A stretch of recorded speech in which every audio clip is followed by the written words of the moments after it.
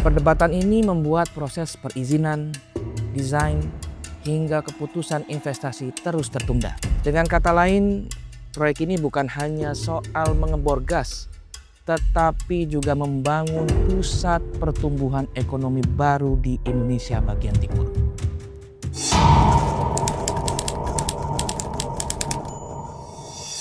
Action!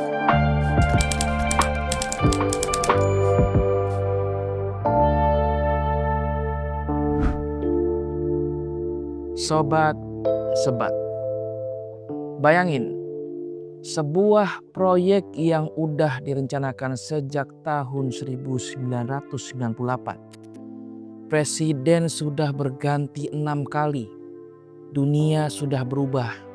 Harga energi naik turun. Tapi proyeknya nggak juga jalan. Sampai akhirnya pada 16 Juli 2026, Presiden Prabowo Subianto memimpin groundbreaking LNG Abadi Masela secara virtual dari Istana Merdeka.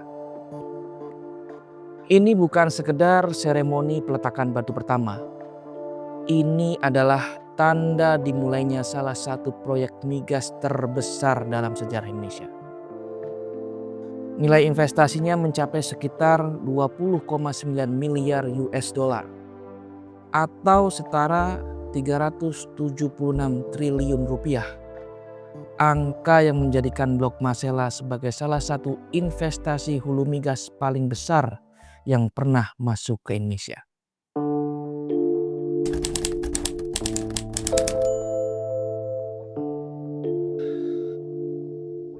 Yang menarik, penyebab molornya proyek Masela bukan karena cadangan gasnya diragukan.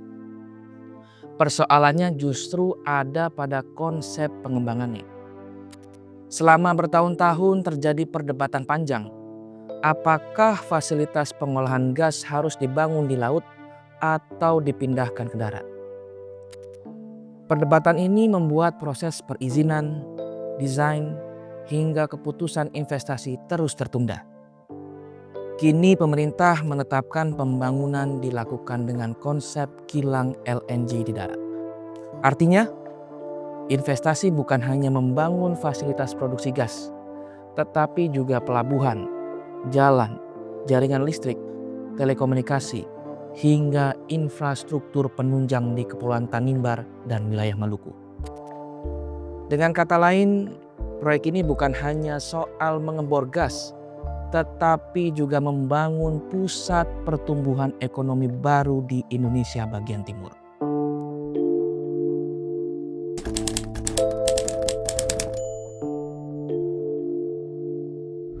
Sobat Sebat, besarnya investasi tentu diikuti dampak ekonomi yang juga besar. Kajian LPM FEB UI memperkirakan proyek Abadi Masela akan memberikan kontribusi sekitar 137,7 miliar US dollar terhadap perekonomian nasional hingga tahun 2055. Pada masa konstruksi, proyek ini diperkirakan mampu menyerap hingga 12.000 tenaga kerja. Pemerintah juga memperkirakan proyek ini akan meningkatkan penerimaan negara bukan pajak atau PNBP sekaligus menarik investasi asing langsung lebih dari 25 miliar US dollar. Dari sisi produksi, kapasitasnya juga tidak main-main.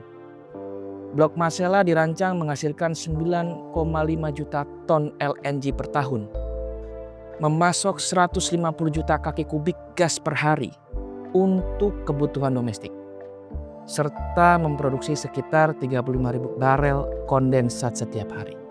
Semua ini menjadi bagian dari strategi pemerintah memperkuat ketahanan energi nasional, sekaligus mendorong hilirisasi. Bahkan Presiden Prabowo menegaskan Indonesia sedang mempercepat proses hilirisasi dengan masa transisi sekitar 2 hingga 3 tahun agar sumber daya alam tidak lagi hanya diekspor dalam bentuk mentah.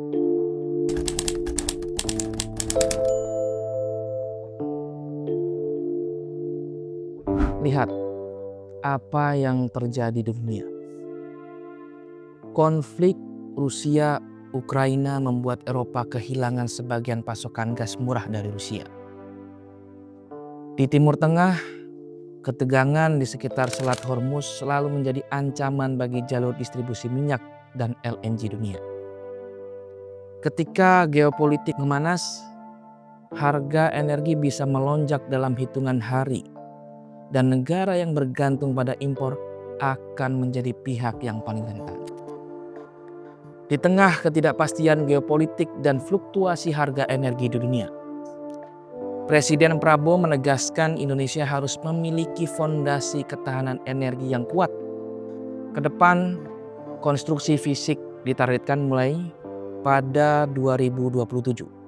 Sedangkan produksi perdana diperkirakan berlangsung sekitar 2029 hingga 2030. Karena itu, Blok Masela bukan sekedar proyek migas bernilai ratusan triliun rupiah.